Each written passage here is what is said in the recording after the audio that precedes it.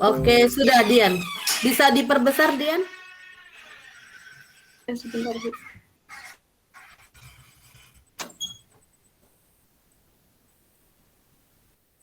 Oke, sudah.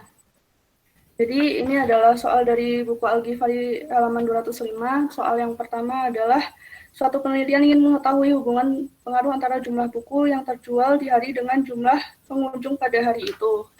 Di sini ada X sebagai pengunjung toko dan Y adalah penjualan. Jadi pengunjung toko itu mempengaruhi penjualannya. Di sini saya mencari ada XY dan X kuadrat dan Y kuadrat. Setelah itu kita menggunakan penyelesaian soalnya yang pertama menggunakan least square. Yang least square ini rumusnya ada di sini.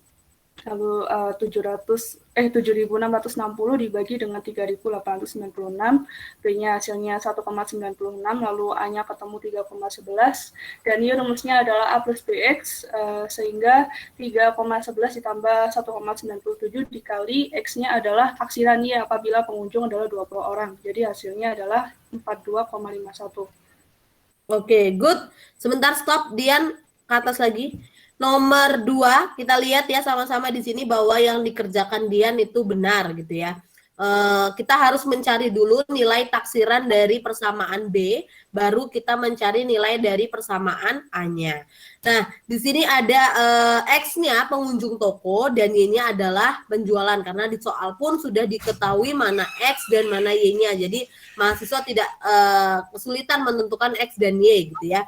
Lalu nilai B itu masukkan ke dalam rumus, hasilnya sebesar 1,96 atau kalau mau dibuletin 1,97 silakan. Lalu nilai A ketika nilai B-nya sudah ketemu lalu dimasukkan ke dalam rumus rumus mencari nilai A, maka nilai A-nya ketemu 3,11 sekian. Maka ketemulah persamaan 3,11 plus 1,97X. Dan kita ingin menaksir apabila pengunjungnya bertambah menjadi 20 orang. Maka X-nya kita ganti menjadi 20 orang. Sehingga hasilnya adalah 42,51 untuk nilai taksiran Y-nya. Ada pertanyaan sampai sini? Oke, ada yang berbeda hasilnya dengan Dian? Oke, turun, next. Lalu soal selanjutnya adalah soal nomor 3. Ini diketahui TC sebagai biaya produksi dan jumlah output yang dihasilkan adalah Q. Nah, Q-nya itu sebagai X dan TC-nya sebagai Y. Lalu seperti yang di atas mencari X kali Y dan X kuadrat dan Y kuadrat. Lalu yang pertama yang nomor A itu menunjukkan hubungan antara biaya produksi dengan jumlah output yang dihasilkan dengan metode least square. Itu sama seperti tadi, mencari B dulu, lalu A dulu, lalu dimasukkan ke dalam fungsi Y sama dengan A plus BX, sedangkan X-nya itu taksirannya ketika output yang dihasilkan sebanyak 50, Y-nya ketemu 155,22. Lalu yang B itu menentukan taksiran B atau TFC dan TVC. Saya menemukan rumus TC sama dengan TFC plus TVC, itu adalah rumus laba rugi. Lalu saya di sini membuat tabel, ada Q, ada VC, FC, TC, AFC, dan sebagainya. Lalu TVC itu sama dengan VC. Setelah dimasukkan, kita mencari TFC itu dengan menggunakan rumus TC sama dengan TFC plus TVC, lalu ketemu 131,71, sedangkan TVC-nya itu sesuai dengan TC dikurangi ini ya, TVC. Ya begitu, yang nomor 3. Oke, ada yang berbeda jawabannya dari Dian. Kita lihat, kita tentukan dulu persamaannya. Oke, naik Dian ke atas bentar. Nah, ini rumusnya sama ya, bahwa X-nya adalah Q dan Y-nya adalah TC, gitu kan. Lalu persamaannya di mana B-nya 0,47 dan nilai A 131,7. Ada yang berbeda hasil dari Dian?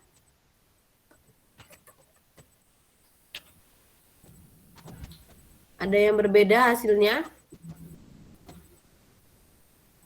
Oke, sama semua?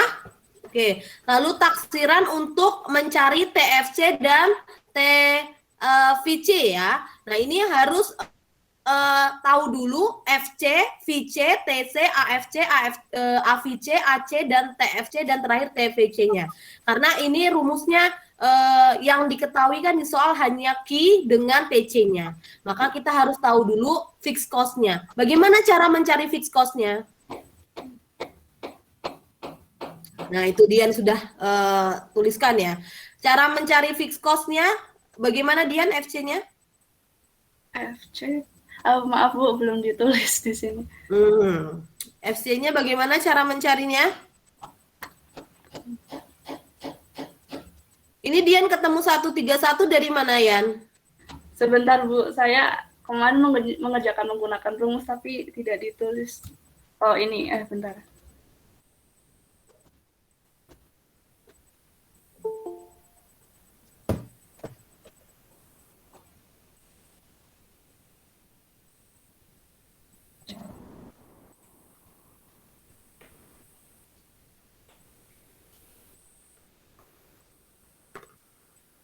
Bagaimana Dian? 131,71 nih. Ada yang ingin membantu Dian hasilnya dari mana? Fixed cost. Maman? Dari A-nya, Bu. Dari A. Oh iya Bu, dari A. Kenapa dari nilai A? Karena Cost itu kan tidak bisa dipengaruhi Bu, itu fix sudah tetap hasilnya segitu. Kenapa yang dipakai dari nilai A? Ini kan sesuai dengan dosis. Gimana? Iya, kenapa yang dipakai dari nilai A? Ada yang punya alasan? karena kan fixed cost kan nggak dipengaruhi banyaknya kuantitas produknya. Jadinya kan yang dipakai yang A, karena A itu konstanta. Kalau yang B itu nilai konstanta. Oke, good. Berarti FC-nya adalah nilai A.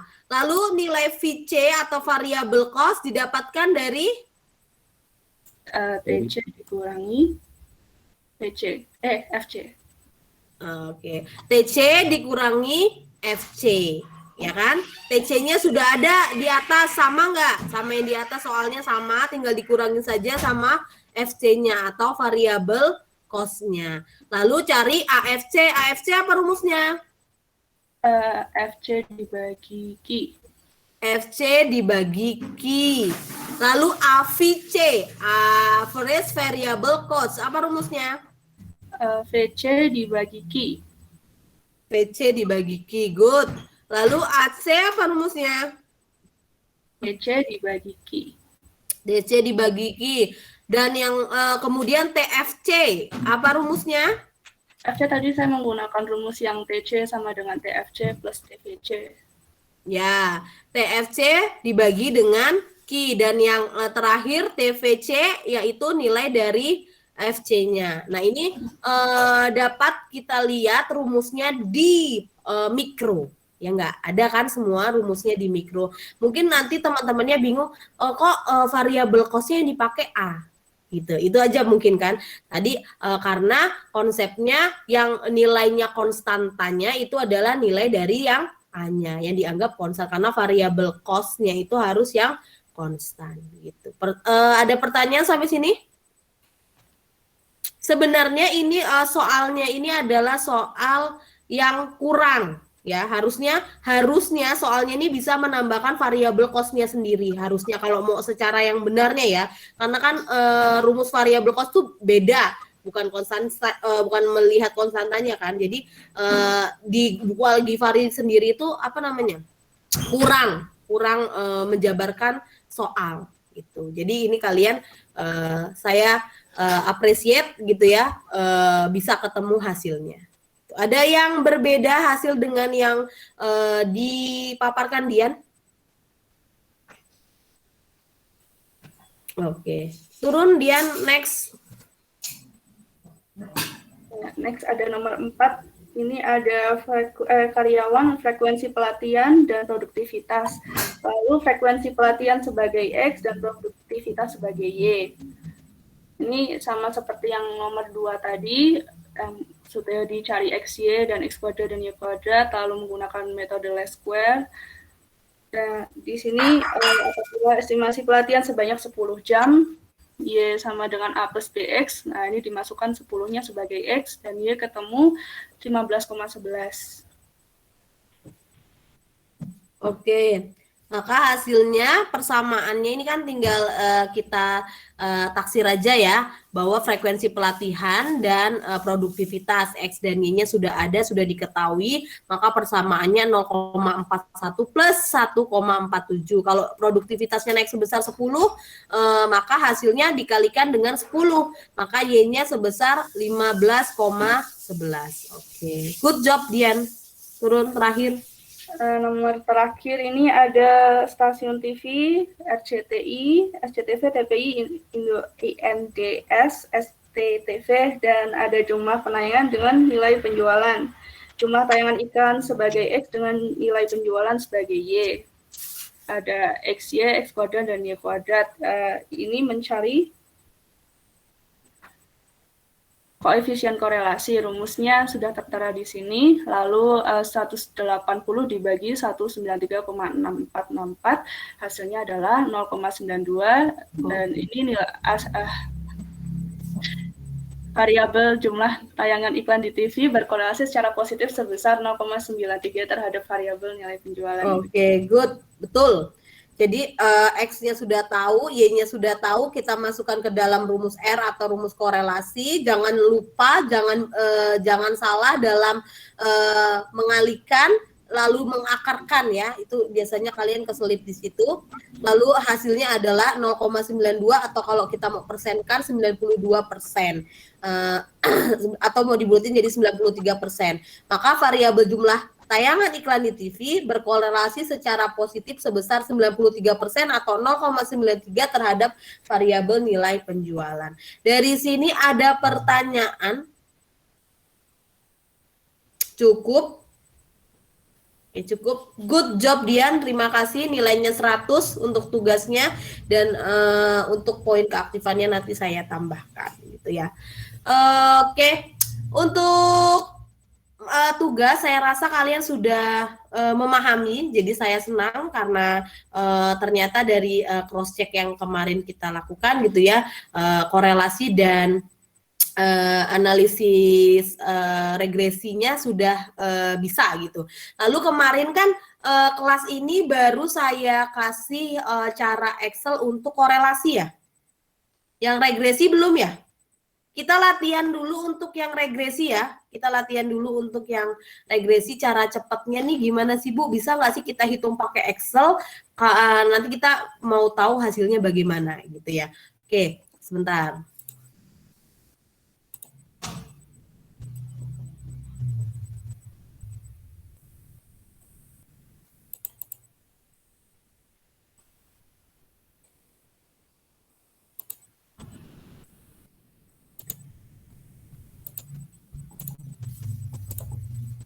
Nih. Sudah terlihat? Sudah, Bu. Oke. Nah, ini kan kemarin kita punya data, masih ingat ini konsumsi sama pendapatan, masih ingat? Lihat di catatannya. Masih ya? Masih ingat ya? Ada konsumsi, ada pendapatan. Nah, ini silakan ditulis dulu datanya. Nilainya konsumsi dan pendapatan 64, 61, 84 dan seterusnya, lalu ini 20 sampai dengan 22. Yang warna kuning aja. Silakan dipindahkan ke Excel. Yang sheet-nya warna kuning aja. Kalau yang ini kan perhitungan secara manualnya. Nah, saya mau lihat gitu kan, apakah nanti hitungan manualnya sama nggak sih hasilnya dengan yang dihitung secara cepat oleh Excel.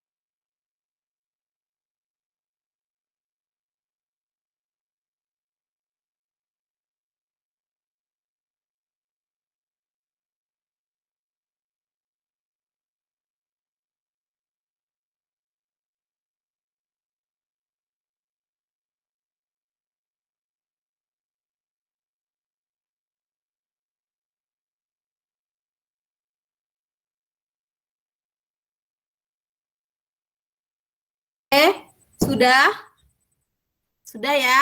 Nah, oke. Kemarin kan kita sudah menghitung secara manualnya, ya kan? Kita mau ngecek kemarin persamaannya berapa hasilnya dari C dan konsumsi dan pendapatan yang ini. Berapa persamaannya? Ini kemarin Y-nya apa, X-nya apa? Y-nya konsumsi, X-nya pendapatan. Ya enggak? Kemarin persamaannya berapa hasilnya? Coba lihat. Persamaannya hasilnya berapa? 0,86, Bu. Y sama dengan berapa? Berapa? Persamaannya A plus BX kan? Nah, berapa hasilnya? BA-nya berapa? B-nya berapa? Berapa? Kemarin ini yang konsumsi dan pendapatan, ayo. Lihat catatannya. Lihat. Sudah? Dicek dulu.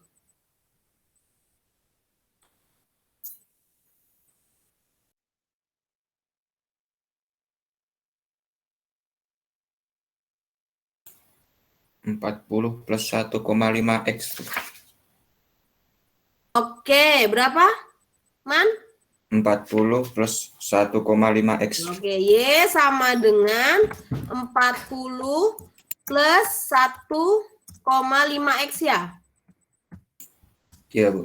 Oke, nah sekarang ini kan secara manualnya kemarin kalian sudah sudah bisa kan? Nah kita mau cek gimana nih hasilnya, bener nggak sih gitu kan kalau secara perhitungan Excel-nya. Langkah pertama kalian harus klik data, sudah? Sudah? Klik data nih, data.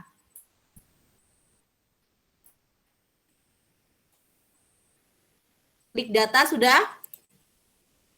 Sudah. Lalu cari data analisis di sini.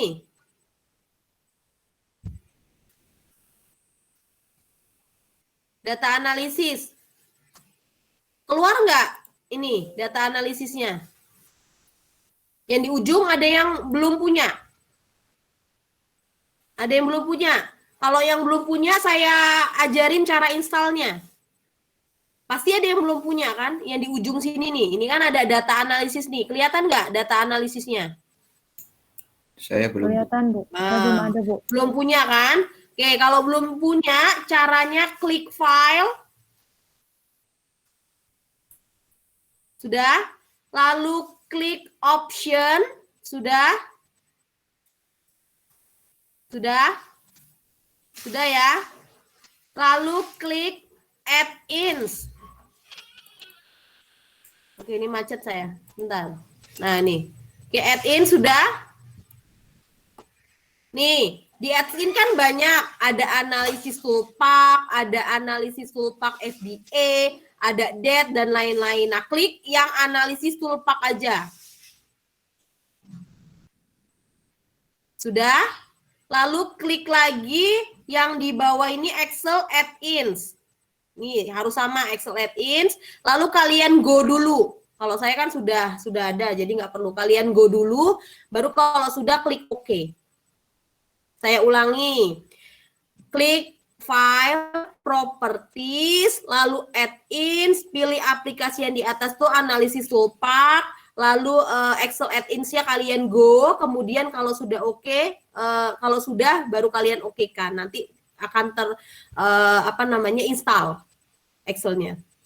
Ada yang sudah bisa muncul? Kalau muncul nanti klik data, nanti keluar yang di ujung seperti punya saya ada data analisis. Muncul? Maman bisa, Man? Maman? Belum, Bu. Belum. Yang lain? Dian? Sudah, Bu. Udah. Salsa udah? Belum, Bu. Oke. Masih proses ya? Masih loading ya? Irgi udah selesai, Irgi? Belum, Bu. Oke. Mungkin masih proses. Yang sudah berarti punya Dian ya. Oke, kita tunggu teman-temannya yang lain dulu.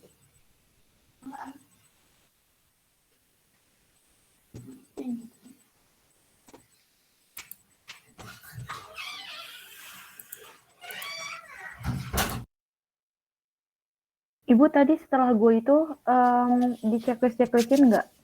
Iya, gimana Salsa? Maaf Bu, setelah tadi kan Excel add-in, terus gue habis itu nggak harus di checklist-checklistin dulu kan yang kotak-kotaknya? Oh, harus di checklist-checklistin? Iya, di checklistin. Ini kan masih. Ini ya. Nah, ini diklik yang analisis toolpath sama toolpath FBA, lalu klik OK. Jangan semua ya, kalau semua nanti yang keinstall banyak terus jadinya lemot gitu. Tergantung laptop sih sebenarnya. Kalau kalian mau install sampai solver juga nggak masalah, cuma nanti lama. Punya Maman udah bisa? Ibu, maaf, tadi saya Ya, yang Bu. dicentang yang paling atas aja, Bu. Oh, yang paling bawahnya atas itu ya? enggak. Nggak apa-apa, nggak masalah. Karena kita belum pakai terlalu banyak yang FBA juga. Jadi kalau mau installnya caranya seperti itu. Sudah ya? Sudah? Nah, nanti kalau sudah, di sini kalian ada yang namanya data analisis. Ya enggak? Ya enggak? Oke, sekarang kita masuk ke bagaimana Bu caranya gitu kan. Bagaimana cara menghitungnya ketika kita sudah install tentunya.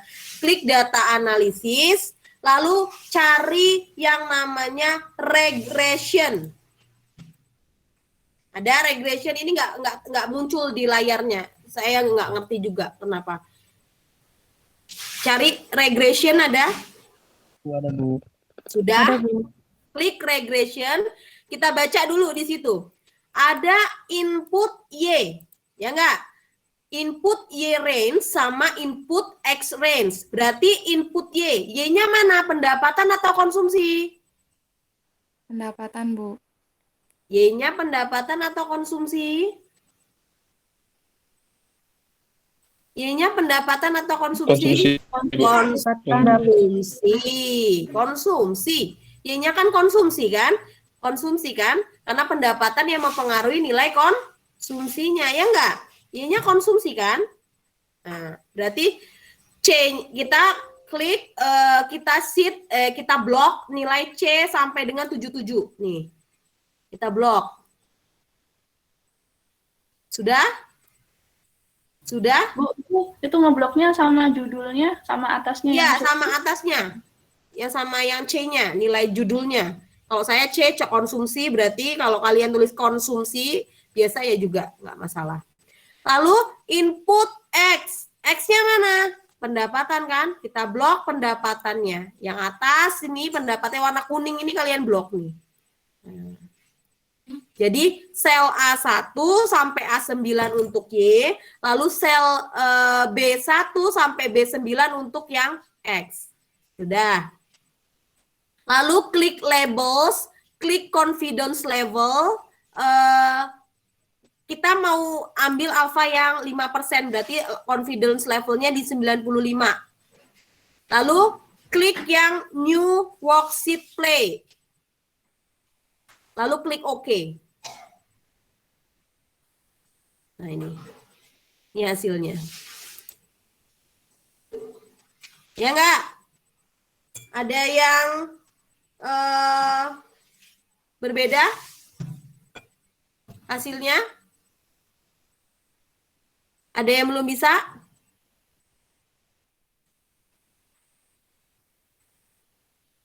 Halo, ada yang kesulitan? Boleh ulangi, Belum bisa, Bu.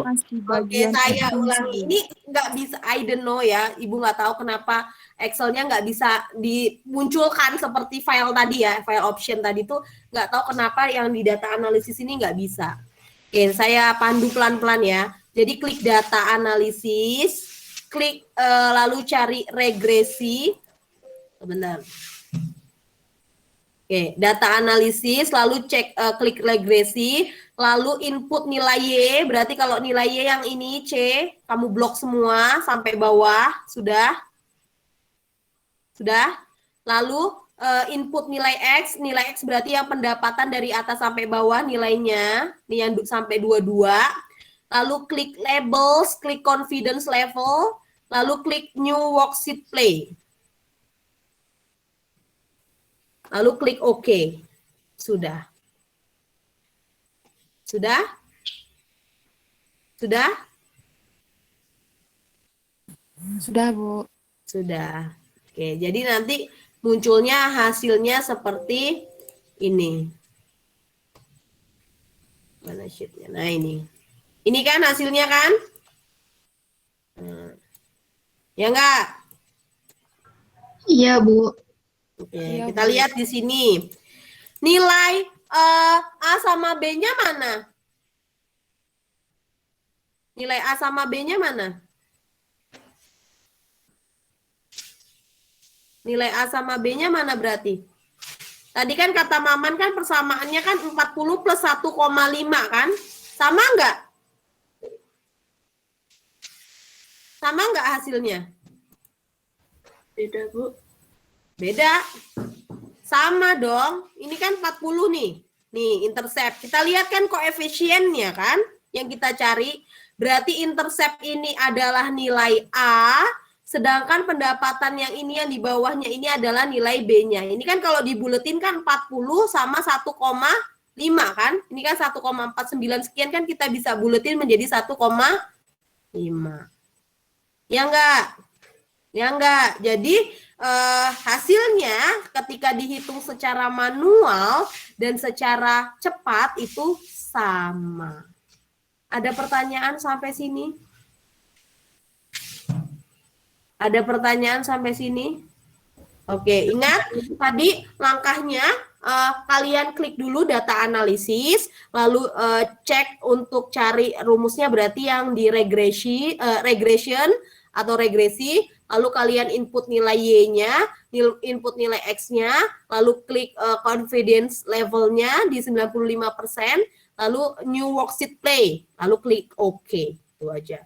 Kalau kalian belum install, berarti tadi langkahnya file, properties, lalu cari add-ins. Nanti baru install di add-ins-nya. Gitu. Oke. Ada pertanyaan sebelum kita berganti ke materi yang selanjutnya?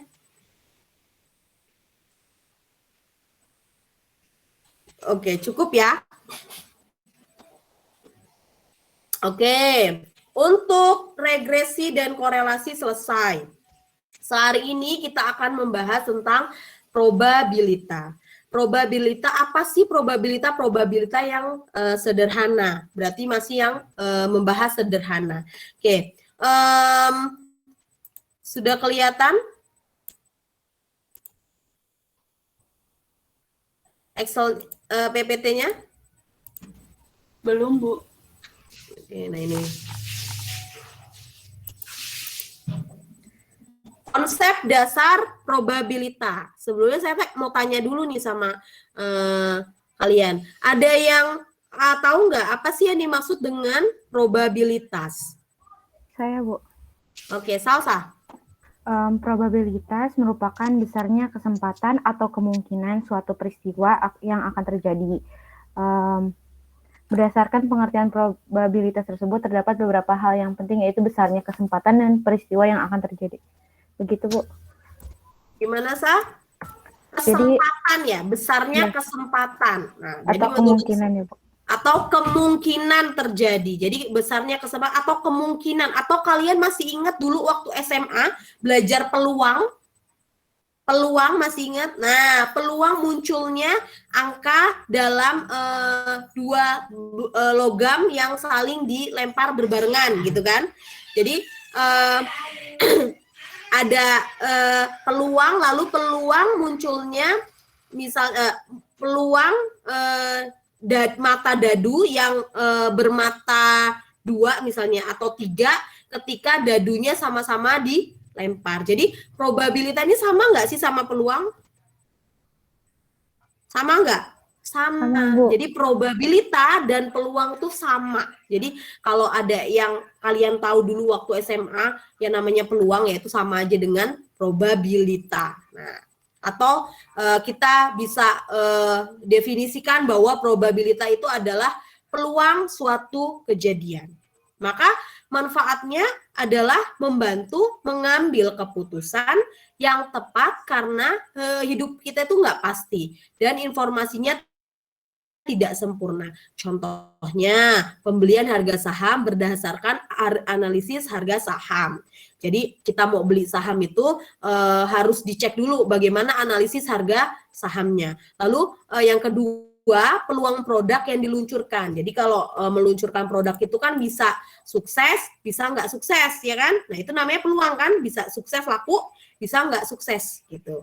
Jadi kenapa ada probabilitas? Karena keputusan itu nggak pasti. Maka kita butuh belajar yang namanya peluang atau probabilitas. Jelas? Jelas? Oke. Next, di sini probabilitas itu mengukur kemungkinan suatu peristiwa atau event yang akan terjadi di masa mendatang. Jadi kita mau ngelihat apakah ini terjadi di masa mendatang atau enggak gitu ya.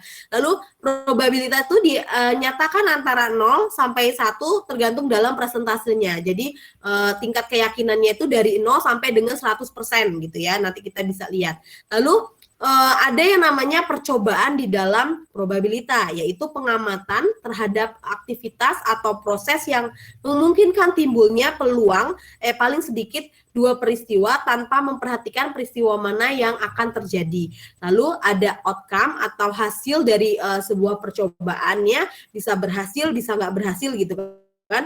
Lalu ada peristiwanya, jadi kumpulan dari salah satu atau lebih dari sebuah percobaan atau kegiatan. Nah, ini misalnya contohnya percobaan pertandingan sepak bola Persita versus PSIS di Stadion tanggal 5 2013. Hasilnya itu bisa 3. Ada Persita menang, Persita kalah, dan Persita seri gitu ya. Nggak ada yang menang, nggak ada yang kalah. Maka peristiwanya, yang terjadi itu adalah Persita menang. Tapi peluangnya bisa 3 ini kan. Bisa menang, bisa kalah, atau bisa seri. Paham? Paham? Oke, ada pertanyaan sampai sini? Oke, ini konsep dasarnya dulu. Oke, next, dalam pendekatan probabilitas itu ada beberapa pendekatan. Yang pertama ada pendekatan klasik, relatif, subjektif. Kita masuk dulu yang ke klasik. Jadi kalau klasik tuh gimana Bu? Nah ini, setiap peristiwa mempunyai kesempatan yang sama untuk terjadi. Jadi berapapun peristiwanya, dia sama-sama mempunyai kesempatan sama untuk dihitung atau sama-sama terjadi. Jadi di sini probabilitas rumusnya di mana jumlah kemungkinan hasil suatu peristiwa atau nilai A, kita simbolkan nilai A gitu ya, dibagi dengan B atau jumlah total kemungkinan hasil. Jadi dihitung semua total kemungkinan hasilnya. Jadi probabilitas A sama dengan A per B. Silakan ditulis terlebih dahulu. Silakan ditulis. Ini yang klasik ya. Ini masih bicara yang klasik.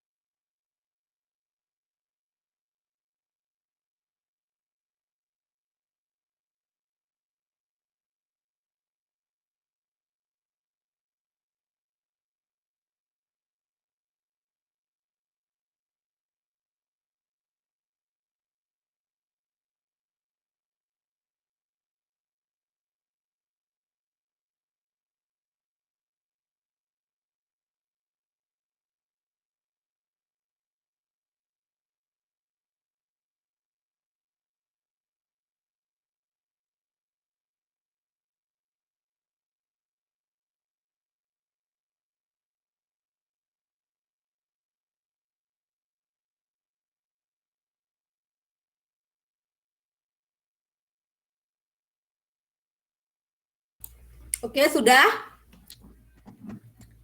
Sudah? Ada yang belum? Oke, ada yang belum ya? Kita tunggu dulu.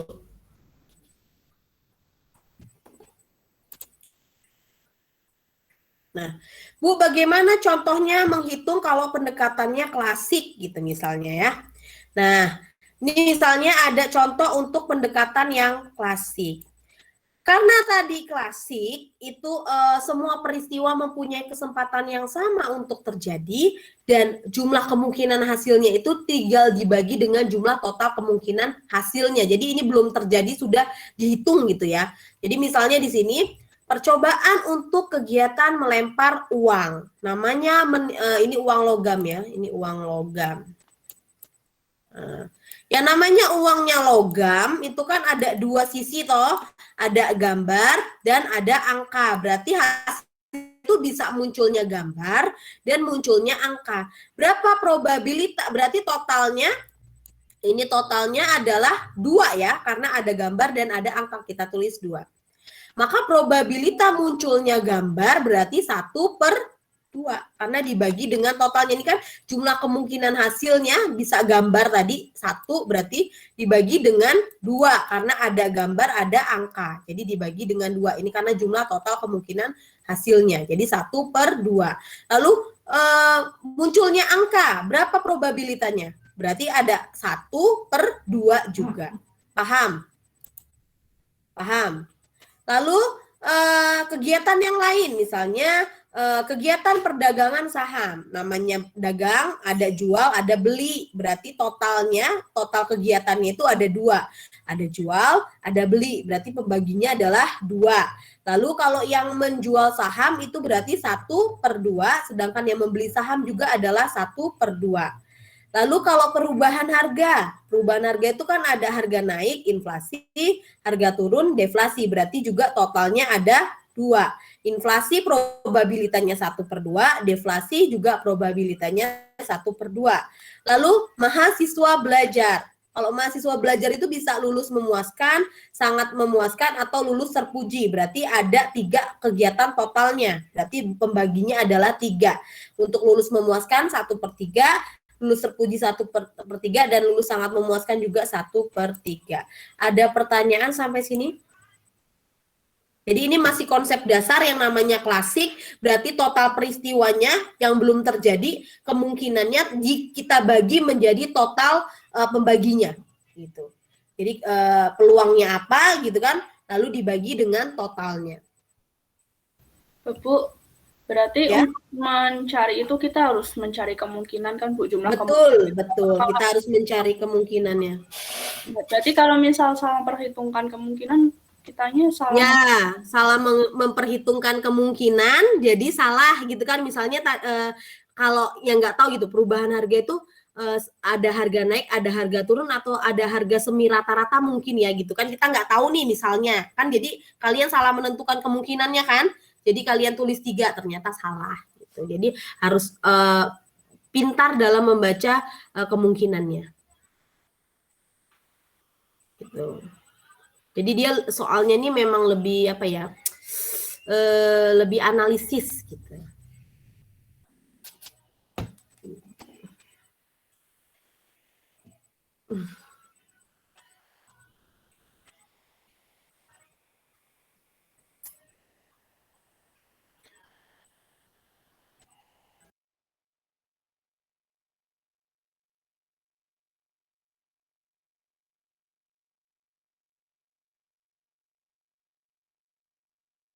Oke, sudah?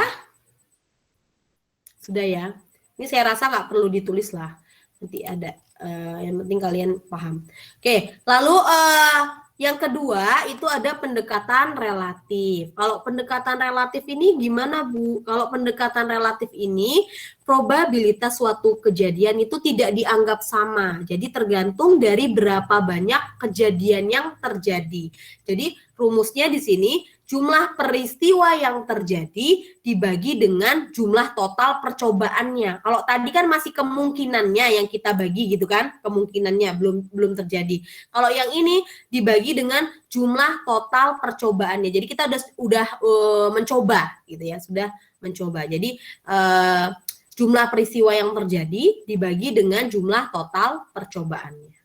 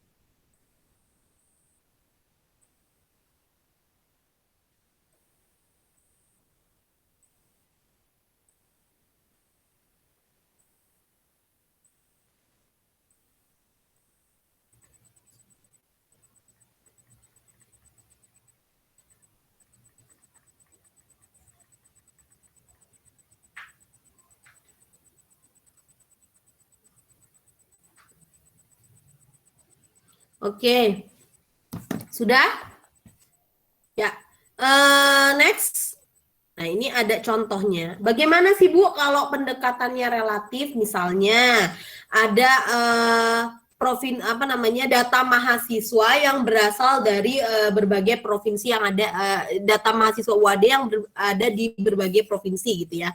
Nah, misalnya untuk kelas B gitu ya, jumlah mahasiswa dari Jawa itu sebesar 12, lalu untuk Sumatera 10, Kalimantan 8, Sulawesi 6, dan lainnya dari luar pulau yang tidak disebutkan itu sebanyak 4. Maka total atau banyaknya mahasiswa sebanyak 40. Maka probabilitas mahasiswa yang berasal dari Kalimantan berarti caranya bagaimana Bu kita menghitungnya gitu kan. Kalau yang Kalimantan berarti jumlah mahasiswa Kalimantan dibagi dengan totalnya. Nah ini kan jumlah peristiwa yang terjadi berarti kita mau cek yang probabilitas Kalimantan dibagi dengan total percobaannya berarti jumlahnya totalnya sebanyak 40. 8 dibagi 40 sebesar 0,20 gitu. Paham? Paham?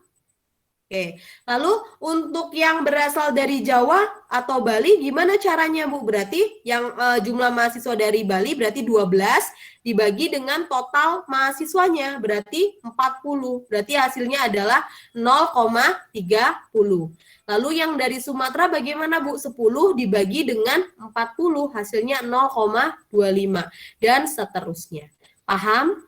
Jadi lebih gampang ya. Jadi ini dibagi dengan jumlah totalnya.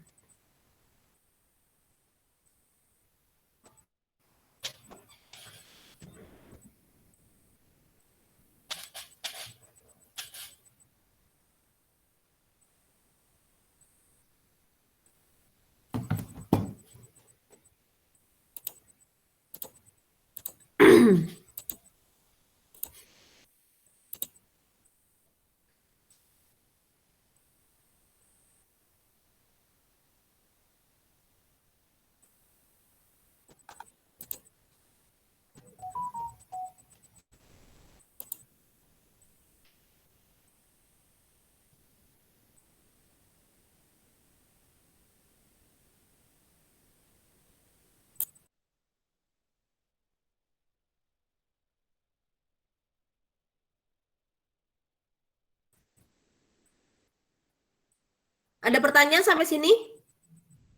Cukup ya. Oke. Nah, yang kemudian itu ada pendekatan subjektif, di mana kalau subjektif ini penilaiannya berdasarkan pribadi atau dinyatakan sebagai suatu derajat kepercayaan. Jadi nanti kalau masuk ke statistika 2, gitu kan, ketika nanti kalian melakukan penelitian, seberapa besar sih yakinnya terhadap penelitian yang kita kerjakan misalnya ya. Misal Irgi yakin penelitiannya itu benar 100%. Nah, berarti dia pakai alfa yang 100 misalnya.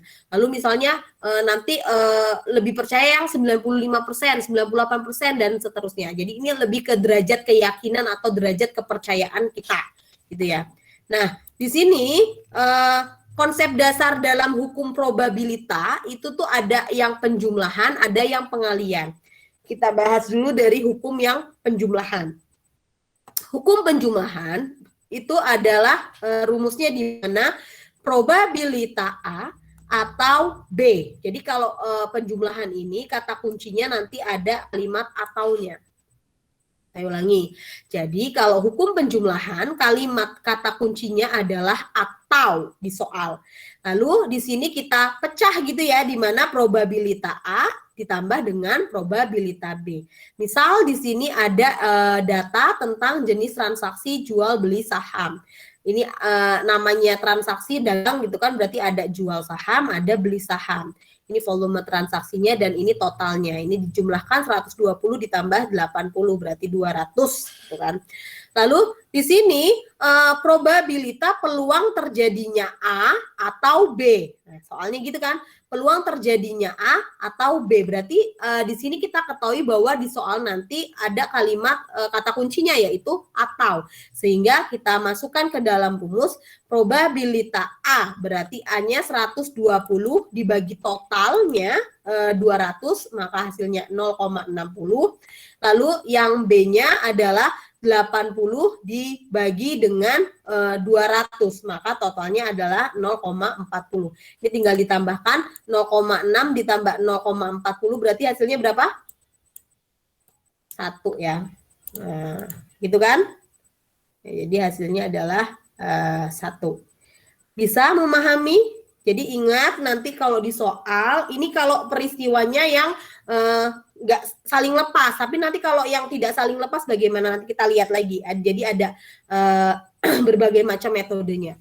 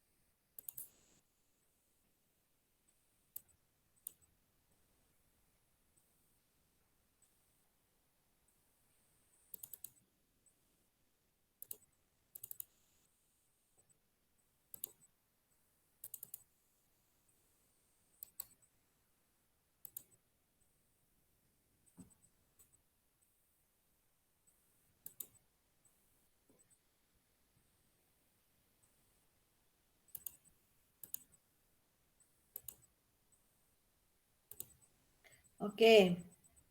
Sudah? Oke, lagi prosesnya.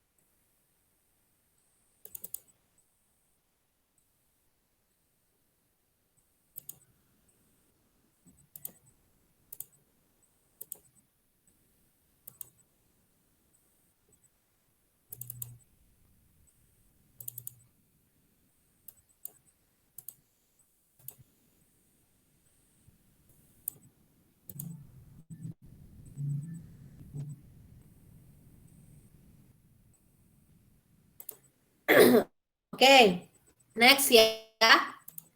Nah, ini ada kalau konsep hukum dasarnya saling lepas. Jadi kejadiannya ini nggak sama, nggak berbarengan seperti yang ini. Ini kan berbarengan ya, ada transaksi jual saham dan beli saham dia berbarengan. Tapi ini contohnya misalnya yang saling lepas. Nah, kalau yang saling lepas gimana Bu? Gitu kan. Misalnya percobaan dilakukan dengan melempar sebuah dadu yang memiliki 6 sisi, yaitu 1, 2, 3, 4, 5, 6. Karena mata dadu itu ada 6 sisi. Tentukan probabilitas munculnya 2, berarti ini bisa A-nya itu 2 atau 3. Nah, berarti kita tuliskan di dalam rumusnya PA plus PB. Berarti PA-nya itu adalah P2, berarti ya 2 atau 3, gitu kan ya. Maka kita cah probabilitas 2 ditambah dengan probabilitas B, berarti probabilitas 3.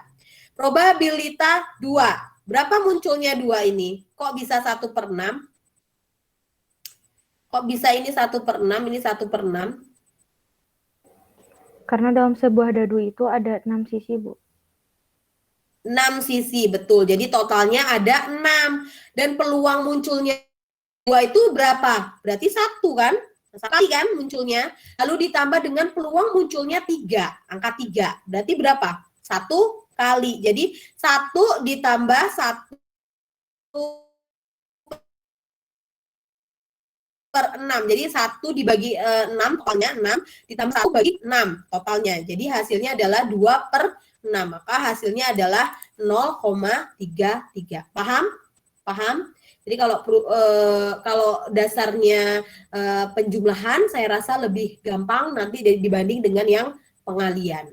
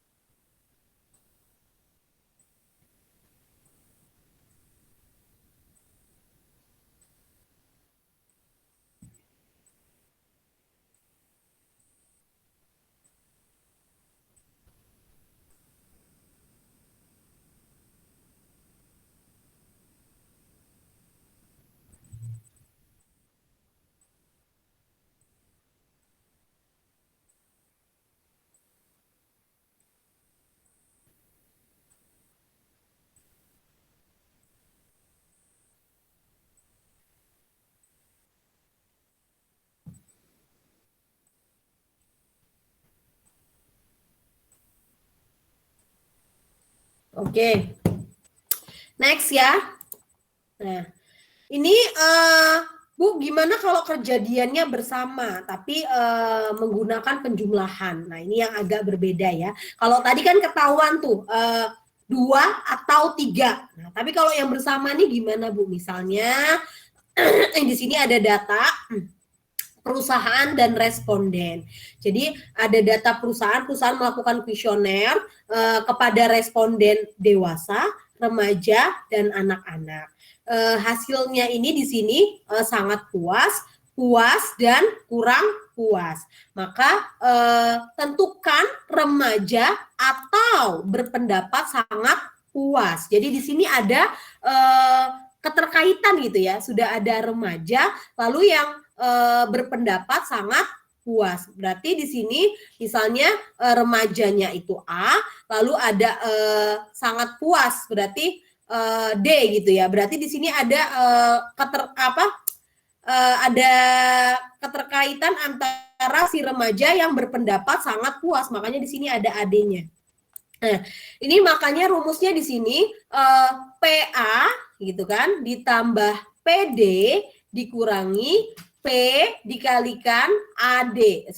PA plus probabilita A ditambah probabilita D dikurangi probabilita AD. Jadi nanti di sini kan probabilita A itu si remaja, lalu probabilita D-nya berarti yang berpendapat sangat puas, lalu probabilita remaja yang berpendapat sangat puas. Jadi ada 2. Jadi di sini sendirinya remaja, ini yang remaja, yang ini yang sangat puas SP-nya. Nah, berarti yang di AD ini remaja yang berpendapat sangat puas. Makanya ada satu kesatuan di situ. Paham? Paham? Ya. Karena di soalnya nanti ditanyain remaja yang berpendapat sangat puas. Jadi beda sama yang tadi kan. Nah, jadi di sini kita total dulu rumusnya. Misal dewasa kita jumlahkan total dewasa, responden dewasa itu berapa gitu kan.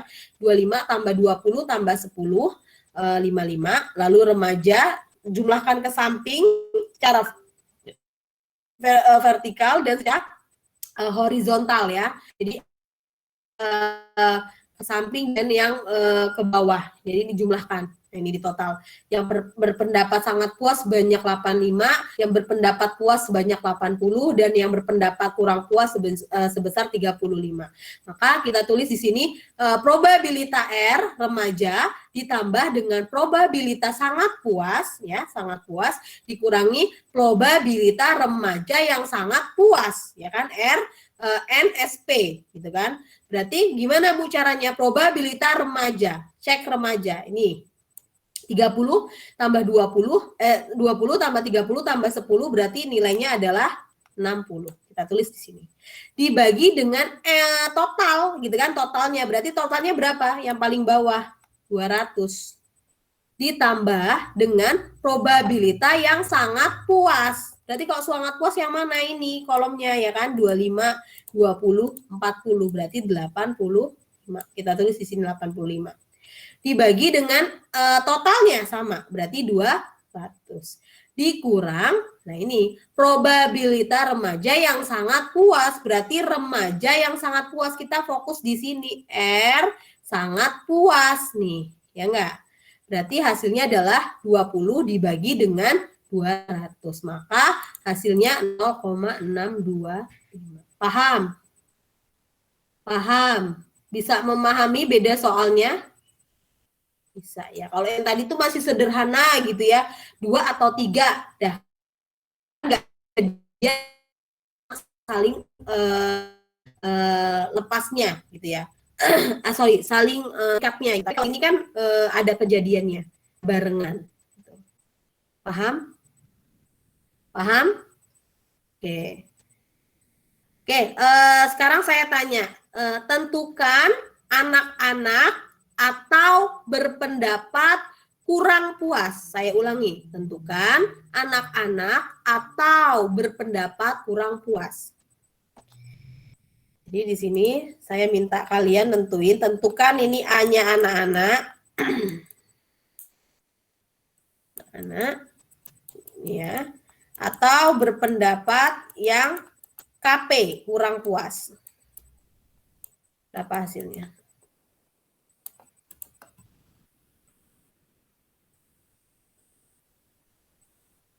Sambil saya presensi mungkin ya.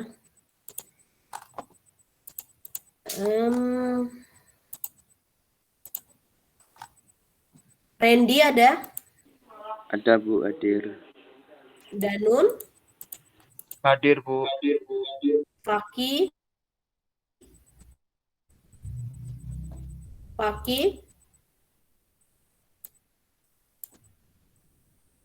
Nggak ada. Adam? Hadir, Bu. Arisanti? Hadir, Bu. Panji? Ada Nggak kelas ada? Bu katanya.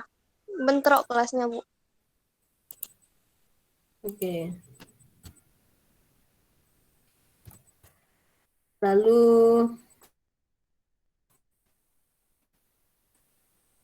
Razi? Razi juga Razi bentrok ada? kelasnya Bu. Oke. Isan? Ihsan juga bentrok kelasnya Bu. Oke. Andini?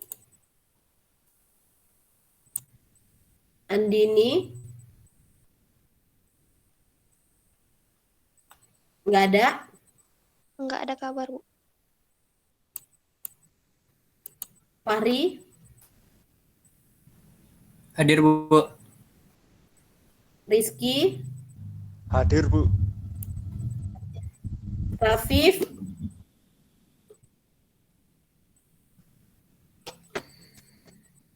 Aditya Rafif? Hadir, Bu. Ulfa ada, Maman ada. Siti?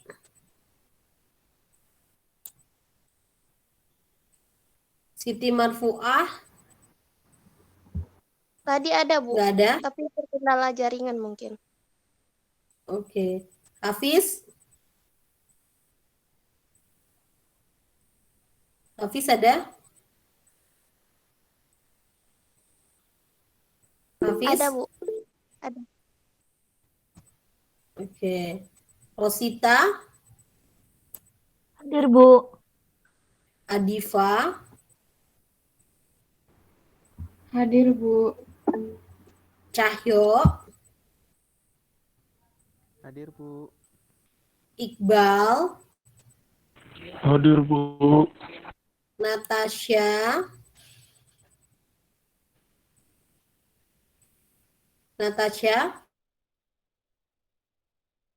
Nggak ada. Nggak ada kabar Bu. Bipit? Hadir, Bu. Gilang?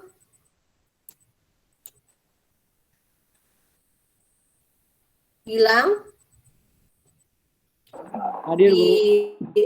Oke, Dian ada. Azriel? Hadir, Bu. Iva? Iva terkendala jaringan Bu.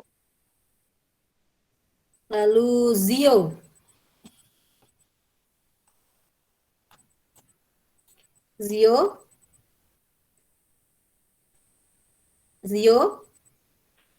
Nggak ada kabar Bu. Nggak ada.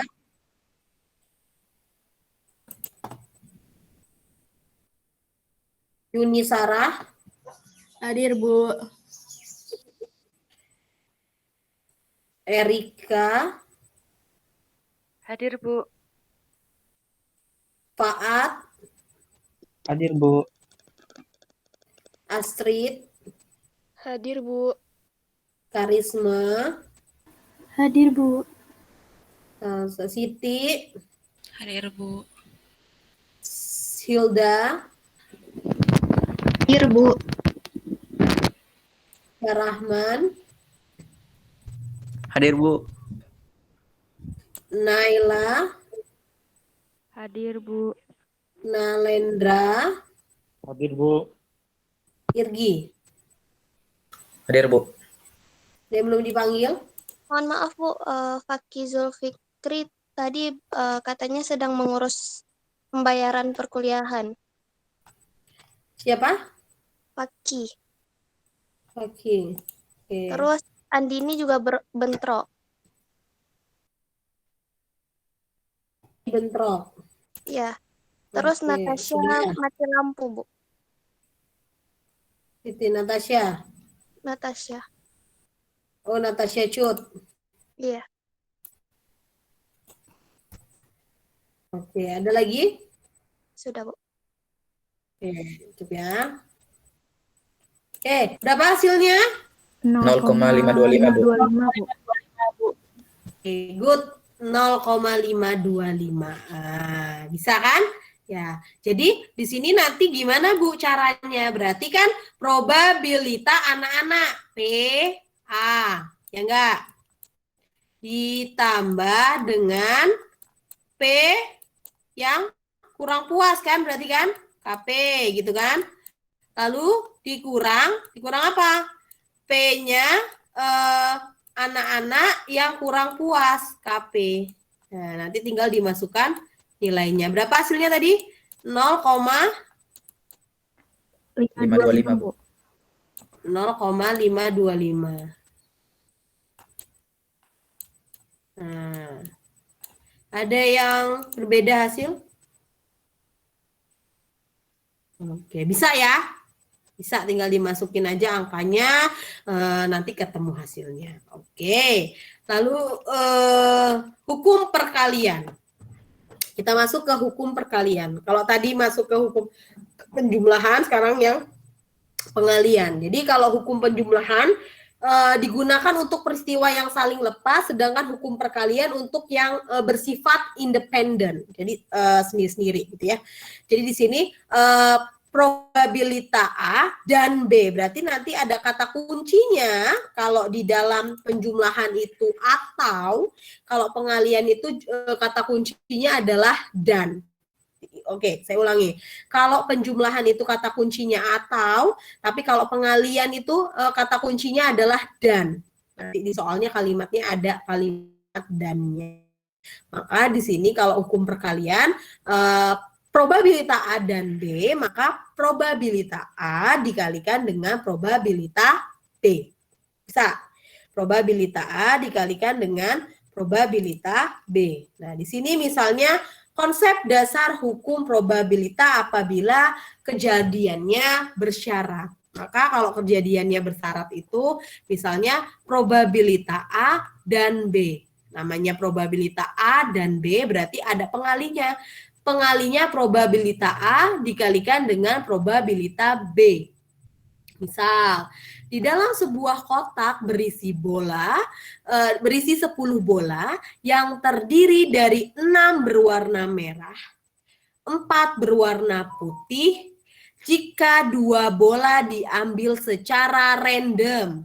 Nah, ingat, jika 2 bola diambil secara random, tentukan probabilitas 1 merah dan yang lainnya adalah putih. Ada 2 syarat. Yang satu syaratnya dengan pengembalian dan yang kedua tanpa pengembalian. Jadi kalau dengan pengembalian itu misalnya nanti Maman melakukan percobaan, lalu Maman mengambil bolanya, lalu nggak dia balikin lagi. Diambil kan dia mengambil 2 bola. Jadi misalnya dia ambil warna merah 2, kan tanpa dilihat 2, nggak dibalikin lagi. Jadi ditaruh. Nah, tanpa pengembalian. Tapi kalau yang satunya, begitu Maman ambil, Maman balikin. Begitu Maman ambil, Maman balikin. Berarti kan beda jumlahnya kan? Beda totalnya enggak? Udah nyambung belum? Saya ulangin. Misal lakukan percobaan. Ini Maman yang melakukan percobaan, ya kan? Ada 10 bola di situ. Paham ya? Yang pertama, percobaannya ambil 2 bola, bebas. Bola apa aja, warna merah putih, gitu kan? Nah, diambil tapi nggak dibalikin, ditaruh. Jadi kan yang di dalam ini kosong kan, lama habis kan, jadi berkurang kan. Nah kalau yang itu yang tanpa pengembalian. Tapi kalau yang dengan pengembalian berarti Maman ambil, Maman balikin, Maman ambil, Maman balikin. Jadi kan ada terus isi bola yang di dalam. Nah, paham ya? Paham, oke. Jelas. Lalu di sini dengan metode pengembalian tidak berpengaruh terhadap peristiwa berikutnya. Karena tadi Maman ambil, Maman balikin, Maman ambil, Maman balikin. Maka N-nya itu tetap. Pembaginya itu adalah tetap. Misal di sini probabilitas merah dikalikan dengan probabilitas putih. Merahnya ada 6, berarti dibagi 10 karena dia nggak sudah Maman ambil, Maman balikin. Ya kan tetap aja 10 terus di dalam keranjang bolanya. Lalu dikalikan dengan 4 yang berwarna putih dibagi dengan 10 juga. Maka hasilnya 0,24. Bisa? Bisa. Berbeda dengan yang satunya gitu kan ya. Ini dengan metode tanpa pengembalian maka peristiwa pertama akan berpengaruh terhadap peristiwa berikutnya. Karena di sini Maman ambil terus nggak dibalikin lagi bolanya. Jadi yang di dalam keranjang kan bolanya berkurang.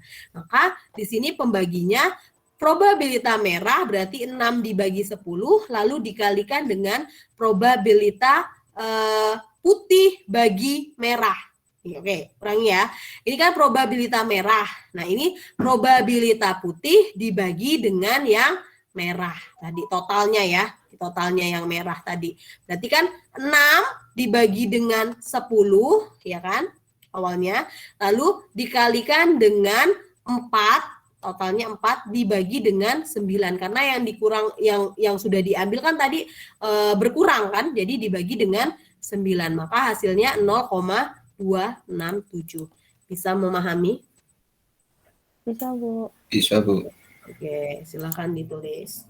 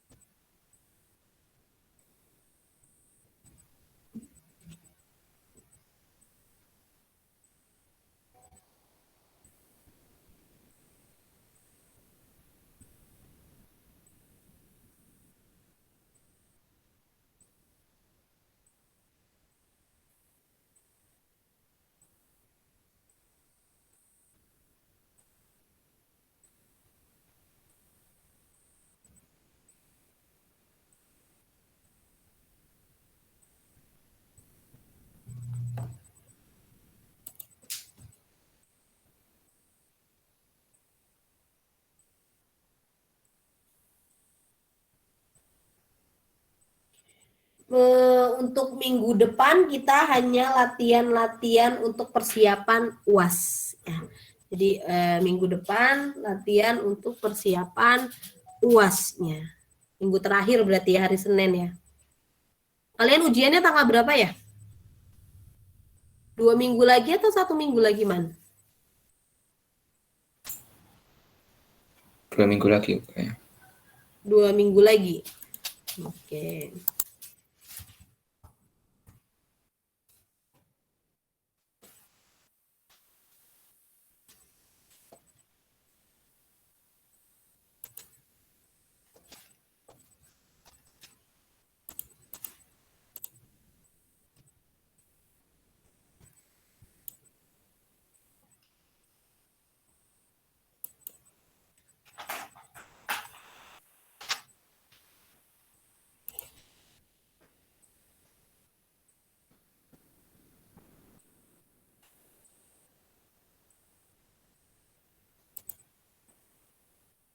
Di presensi kalian ini masih pertemuan jumlah kehadirannya tuh masih 12 ya?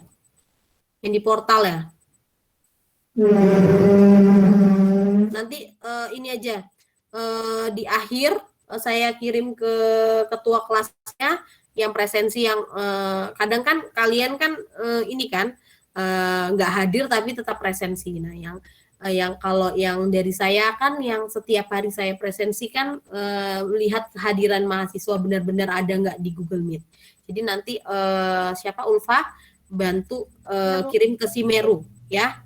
Ini presensi dari dosennya gitu, karena setiap akhir atau awal pelajaran dosennya akan presensi gitu ya. Ya, baik, Bu.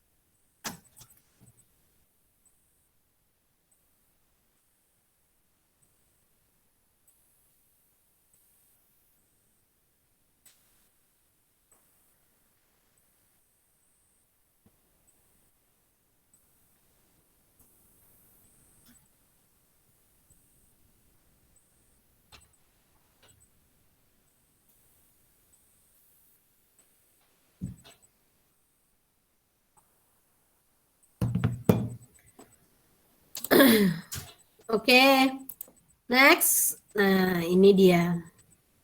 Nah, ini kalau ada soal dengan kejadian yang bersyarat. Misalnya, ini ada kegiatan dari jual beli saham perusahaan dari bank ya, Bank BCA, Bank BLP, dan Bank BNI. Nah, untuk harga jual dari BCA itu sebanyak 30, harga belinya 40, totalnya 70. Untuk BLP itu totalnya 50 dan belinya 30, maka totalnya adalah 80. BNI itu sebanyak 40 dan totalnya adalah sebanyak 10. Maka hasilnya adalah 50 kalau kita totalkan. Nah, kita di soal nanti diminta misalnya probabilitas terjadinya penjualan saham. Nah, jadi fokusnya di penjualan saham dan yang terjual adalah saham BCA. Berarti kita fokus ke saham, jual saham dan BCA. Gitu kan ya. Berarti kita kasih kode, misalnya jual itu A, beli itu B, BCA itu D, BLP itu E, dan BNI itu F. Bisa? Bisa. Maka dari soal kan kita ketahui gitu kan, yang diminta ini apa sih Bu? Penjualan saham dan yang terjual adalah BCA. Penjualan saham berarti probabilitas A dikalikan probabilitas BCA yang terjual. Berarti D strip A. Paham? D strip A. Karena BCA yang terjual. Maka kita jumlahkan dulu. Yang pertama kan, yang probabilitas jual saham ini totalnya berapa? 30 tambah 50 ditambah 40. Maka probabilitas terjual itu sebanyak 120 dibagi dengan totalnya. Ini kan ditotalkan 120 tambah 80, hasilnya adalah 200. Maka dibagi dengan 200. Sedangkan untuk yang pengalinya adalah probabilitas BCA yang terjual. Saya ulangi, BCA yang terjual, gitu kan? Saham BCA yang terjual berarti 30 dibagi dengan 120. Bisa? Bisa. Nah, jadi pembaginya bukan totalnya, tapi total dari si terjualnya karena BCA saham BCA yang terjual, gitu kan ya. Maka di sini hasilnya adalah 0,15. Bisa memahami? Bisa memahami? Bisa, Bu.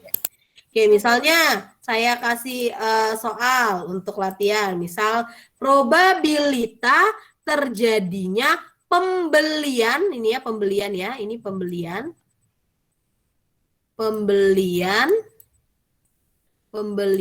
saham dan saham yang terbeli, nah, terbeli adalah saham BNI misalnya.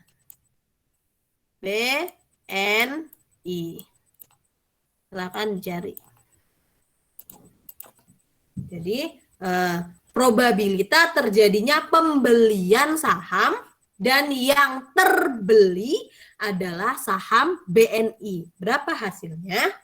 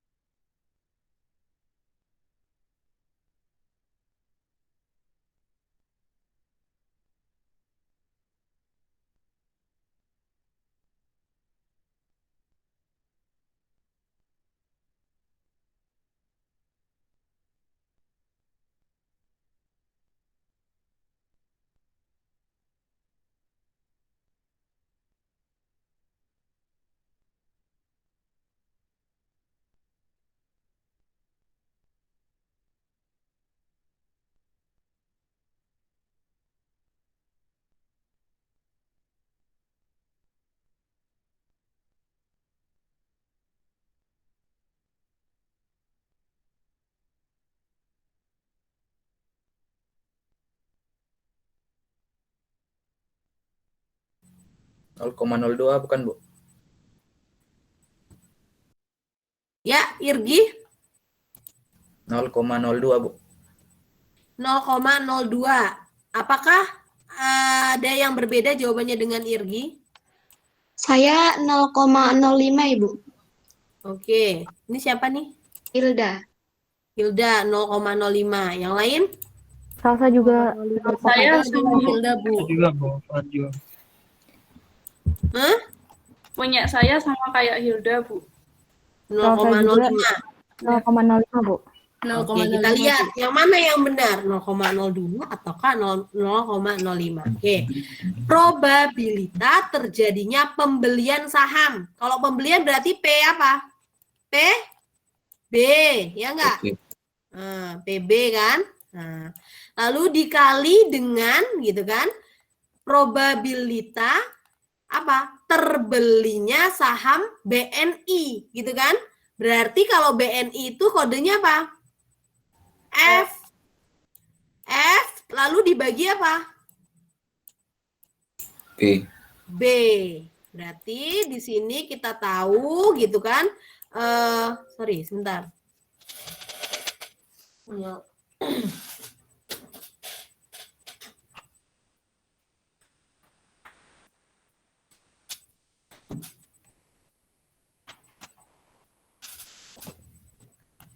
Oke. Nah, ini berarti kan kita ketahui PB gitu kan ya, dikalikan dengan probabilitas F dibagi dengan B. PB, berapa probabilitas belinya? Berapa probabilitas belinya? 80. 80. Kita tulis 80. 80 dibagi berapa? 200. 200. Dikalikan, ya enggak? Probabilitas F, ya enggak? Berarti 10 kan? Dibagi dengan 80, ya enggak? Maka hasilnya berapa? 0,05. 0,05, Bu. 0,05. Nah, yang Irgi tadi 0,05, Bu. Nah, ini Salah pembagiannya tadi, Bu. ya. Jadi hasilnya adalah 0,05. Paham? Paham ya? Bisa memahami? Bisa, Bu. Oke, cukup. Paham, Bu. Oke, ntar materinya akan saya kirim di elemen gitu. Oke, mungkin cukup untuk materi kita pada siang hari ini. Jadi probabilitasnya cukupkan sampai ini saja gitu ya. Besok kita lanjutkan pertemuan terakhir untuk latihan soal. Latihan soalnya itu dari yang setelah UTS, materi setelah UTS supaya nanti bisa latihan agar nanti nilai UASnya bisa bagus semua. Gitu ya. Oke, ada pertanyaan sebelum saya tutup? Ya jelas ya, nggak ada tugas. Minggu depan kita pertemuan terakhir dan latihan untuk soal-soalnya. Oke, mungkin itu saja yang bisa saya sampaikan. Saya akhiri. Wassalamualaikum warahmatullahi wabarakatuh.